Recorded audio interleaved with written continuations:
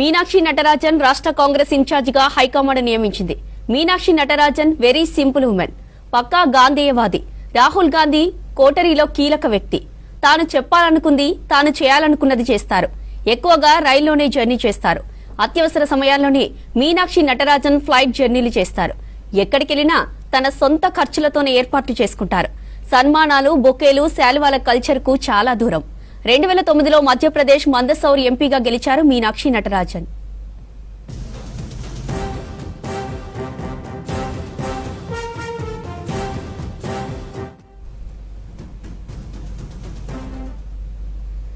ఇంత simply strict గా ఉండే మీనాక్షి నటరాజన్ స్టేట్ ఇన్ఛార్జ్ గా రావడం హాట్ టాపిక్ గా మారింది.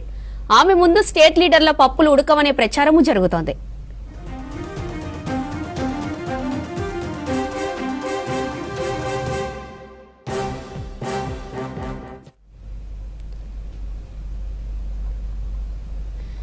ఇక ఇదే అంశంపై మరిన్ని డీటెయిల్స్ సత్యం లైవ్ లో అందిస్తారు. సత్యం, డీటెయిల్స్ ఏంటి?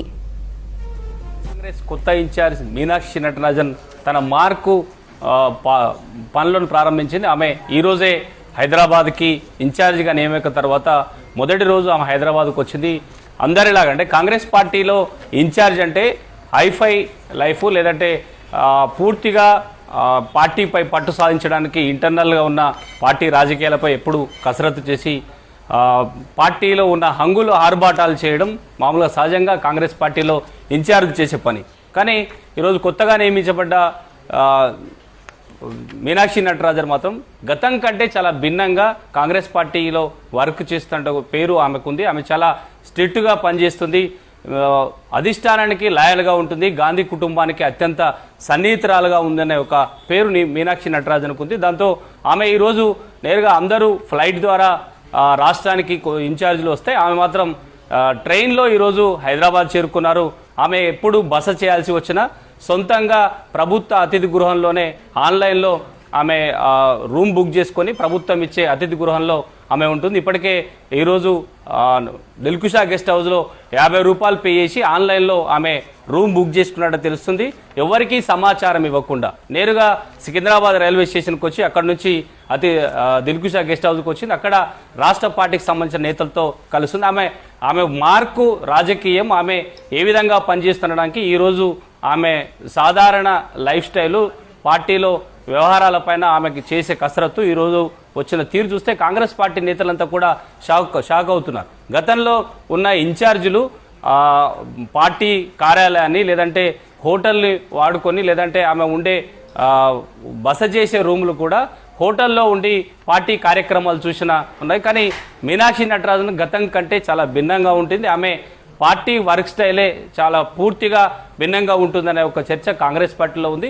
ఇప్పటి వరకు ఆమె ఎక్కడికి వెళ్ళినా అత్యవసర మీటింగ్లు తప్ప నేరుగా రాహుల్ గాంధీ నుంచో సోనియా గాంధీ నుంచో అత్యవసరంగా హాజరు కావాలని మీటింగ్కి పిలిస్తే తప్ప ఆమె ఫ్లైట్ జర్నీ చేయదు. కేవలం ఆమె ట్రైన్ జర్నీ ద్వారానే ఆ రాష్ట్రాల ఇన్ఛార్జిగా ఉన్న ఆ రాష్ట్రాలకు వెళ్ళడానికి ఆమె మొదటగా వాడుతుంది. ఎప్పుడు ఒక 2 డ్రెస్సులతో ఎప్పుడు ఉండడానికి సాధారణంగా లైఫే ఆమె కొనసాగిస్తున్నట్టుగా పార్టీ నేతలు చెప్తున్నారు.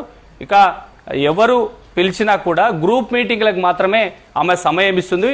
సింగిల్గా అంతర్గత సమావేశాలు ఎవరితో మీటింగ్లు పెట్టదు. ఇక ఆమె గాంధేయవాది రాజకీయమే చేస్తున్నట్టు ప్రతి శనివారం ఆమె మౌన దీక్షలో ఉంటుంది, ఎవరితో మాట్లాడదు. కేవలం ఆదేశాలు ఇస్తూనే ఆ రోజు శనివారం రోజు పార్టీ కార్యక్రమాలు చేస్తూనే పార్టీలో చర్చ ఉంది. ప్రస్తుతానికి ఆమె తెలంగాణ ఇన్ఛార్జిగా వచ్చిన తర్వాత పార్టీ అధికారంలో ఉన్న కాన్వాయిలకు ఆమె చాలా దూరంగా ఉంటుంది.